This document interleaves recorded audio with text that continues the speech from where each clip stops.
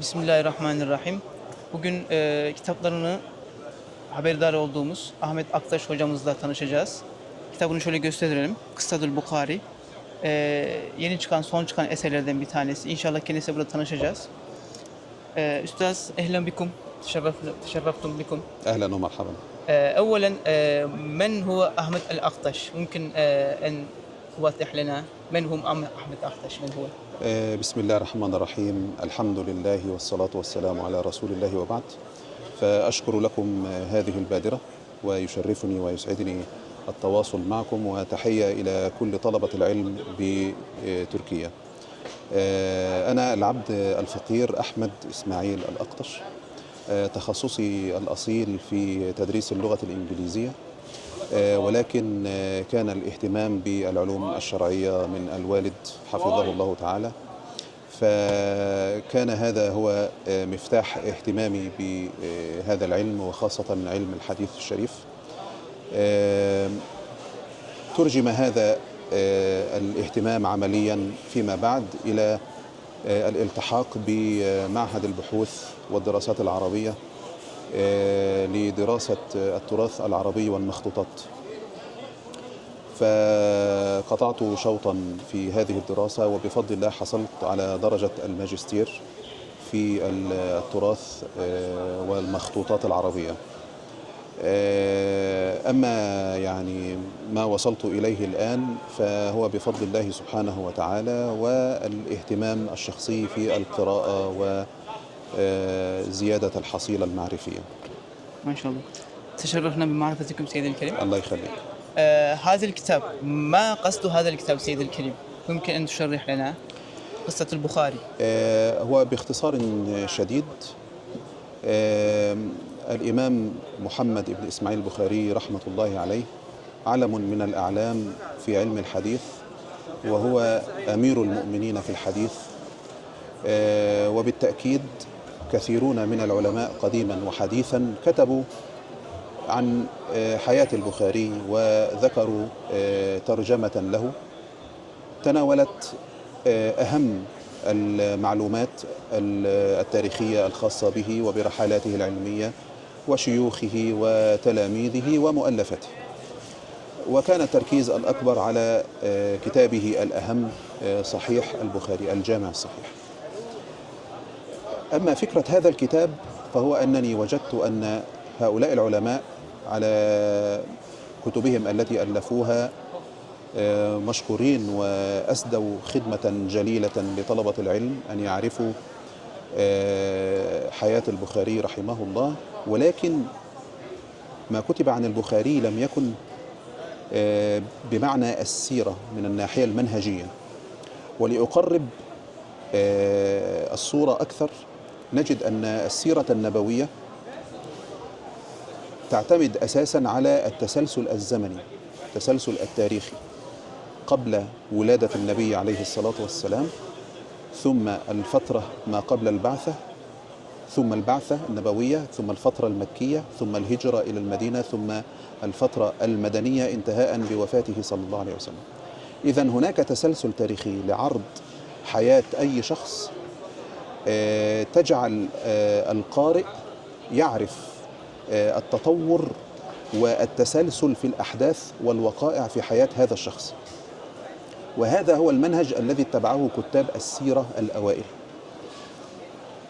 فوجدت أن هؤلاء الأعلام وعلى رأسهم الإمام البخاري تحتاج حياته أيضا إلى أن تكتب بنفس المنهج، ليس فقط نقدم معلومات مقتطعة أو مجتزأة فقط من حياته، ثم نركز على الجانب العلمي من حيث التأليف، الكتب، الشيوخ، التلاميذ. هذه معلومات مهمة نعم، لكن من يريد أن يطلع على التطور العلمي والرحلات العلمية وترتيب الأحداث لابد أن يدرس حياة البخاري بالتسلسل التاريخي على نهج السيرة، كتابة السير.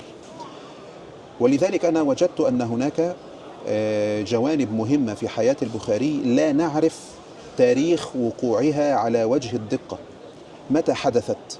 متى لقي البخاري فلانا من شيوخه أو تلاميذه؟ متى ألف البخاري هذا الكتاب؟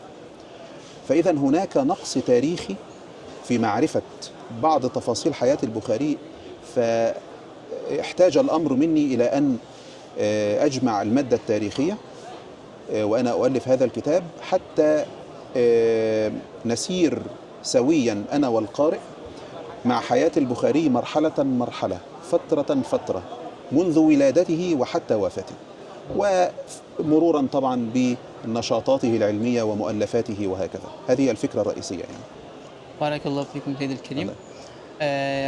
خصوصا الذين يريدون القراءة حول إمام بخاري، ما هو التوصية لمن يريد أن يقرأ عن حياته وعن صحيحه وعن تاريخ الكبير مثلا؟ ما هو التوصيات منكم سيد الكريم؟ هل هناك توصيات يعني؟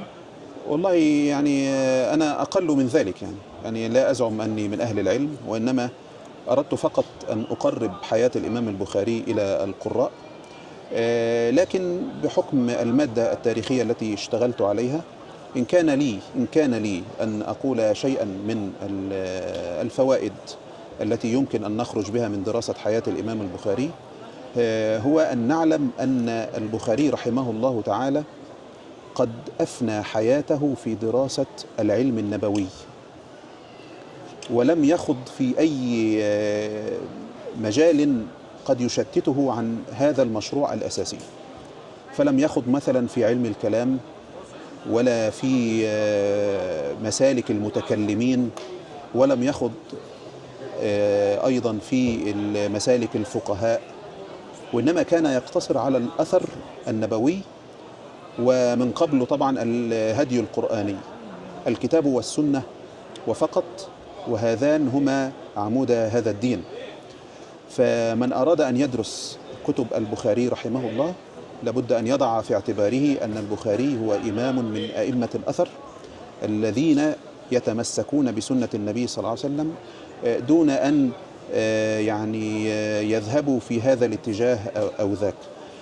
على دارس علم الحديث خصوصا وهو يقرأ للبخاري أن يعرف ما هي المنهجية التي ألف بها البخاري كتابه. يعني من يقرأ التاريخ الكبير لابد أن يعي تماما ماذا أراد البخاري من ذكر هؤلاء الرواة بهذا التسلسل، ترجمة كل راو، ما هي الفائدة العلمية منها من حيث الاسم والنسب والطبقة التي يوجد فيها الراوي، أبرز شيوخه، أبرز تلاميذه، إن كان من الرواة الضعفاء أم لا، هل هناك حديث يعرف به حديث ضعيف أو ما إلى ذلك. فإذا التراجم البخاري بها فوائد كثيرة جدا، ويذكر أيضا علل بعض الأحاديث داخل ترجمة الرواة. صحيح البخاري مثلا قضى فيه كما هو صرح عن نفسه 16 عاما وهو يؤلف هذا الكتاب لكي يجمع في كل باب من أبواب العلم ما صح عن النبي صلى الله عليه وسلم. فإذا جهد البخاري ليس جهدا يعني متعجلا أو متسرعا، وإنما قضى عمره في هذا العلم الشريف. فلا بد لطالب العلم أن يتمثل هذا المنهج العلمي وألا يتشتت في هذا الطريق أو ذاك. الأمر الآخر، كان العلماء يعرفون إلى جانب العلم الذي لديهم يعرفون بسمتهم وأخلاقهم واتباعهم للأدب النبوي. هذا تجسد فعليا في الإمام البخاري رحمه الله، لأنه قضى حياته وكان له خصوم وله مناوئون، ومع ذلك لم يطلق لسانه فيهم ولم يخض في أعراضهم، وذهب هؤلاء إلى رحمة الله تعالى، وبقي الإمام البخاري وبقي علمه.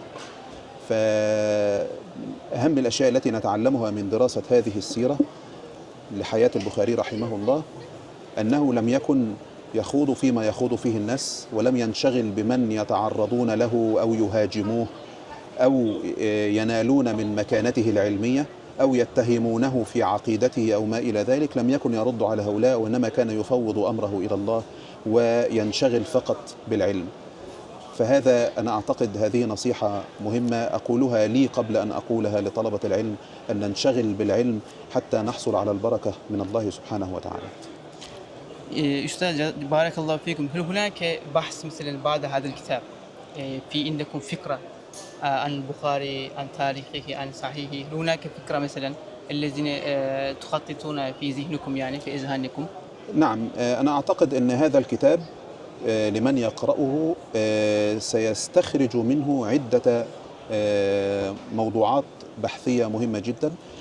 وأنا أعتقد أن أهل العلم إذا أخذوا هذا الكتاب على محمل الجد يمكن أن يعيدوا النظر في بعض المسائل. لا أزعم أنني قد أتيت بأشياء يعني ذات قدر كبير يعني، ولكن قد تفتح لهم بعض المسارات العلمية أن يعيدوا النظر في تواريخ تأليف الكتب. بعض الروايات يعني على سبيل المثال البخاري كان يؤلف الكتاب ثم يبرزه أو يخرجه إلى الناس ويحدث به في أكثر من بلد، فيسمعه منه أكثر من شخص في أكثر من فترة زمنية. فعند مقارنة هذه الروايات نجد أن الراوي الفلاني زاد بعض الأشياء ليست موجودة في الرواية الأخرى وهكذا. هذه مهمة لأنها تطلعنا على إذا كان هناك تطور لاجتهاد البخاري أم لا. فإذا قد يستفيد قارئ هذا الكتاب بهذه الموضوعات. أيضا بعض الكتب المفقودة للبخاري مثل كتاب الضعفاء الكبير. البخاري وصلنا من كتابه الضعفاء برواية صغيرة، لكن هناك كتاب كبير وللأسف هو مفقود. فمن أراد أن يقف على الرواة الذين ضعفهم البخاري لا يقتصر فقط على كتابه الضعفاء الصغير، وإنما هو داخل كتاب التاريخ الكبير ضعف كثيرا من الرواة ولم يذكرهم في الضعفاء الصغير، والظن أنه قد ذكرهم في هذا الكتاب الكبير لأنه يعني استثمره من التاريخ الكبير باعتباره هو الكتاب الأم الذي اشتغل عليه طوال حياته. أنا فيما يتعلق بأبحاثي الشخصية فأنا أعمل الآن على قصة حياة الإمام مسلم، وهي تتداخل في جزء زمني مع وجود الإمام البخاري في نيسابور. فكنت قد وضعت بعض الفصول داخل هذا الكتاب تخص الإمام مسلما، لكن آثرت أن أخرج هذه الفصول كي تكون مستقلة في كتاب خاص بالإمام مسلم، واكتفيت فقط في الفترة الزمنية التي قضاها الإمام البخاري في نيسابور بالعلاقة ما بين البخاري ومسلم. فإن شاء الله الكتاب الآخر الذي أعمل عليه الآن وقد قطعت فيه شوطا كبيرا بإذن الله خلال الفترة القريبة أنجز بعض الأشياء وأفرغ من الكتاب، سيكون متمما ومكملا لكتاب قصة حياة البخاري، لأنه سيكمل بعض الجوانب المتعلقة بمسيرة الإمام مسلم قبل لقائه بالإمام البخاري وتأليفه لصحيحه صحيح الإمام مسلم، وقصة تأليف الصحيح لأنها كانت في فترة متقاربة ما بين البخاري ومسلم.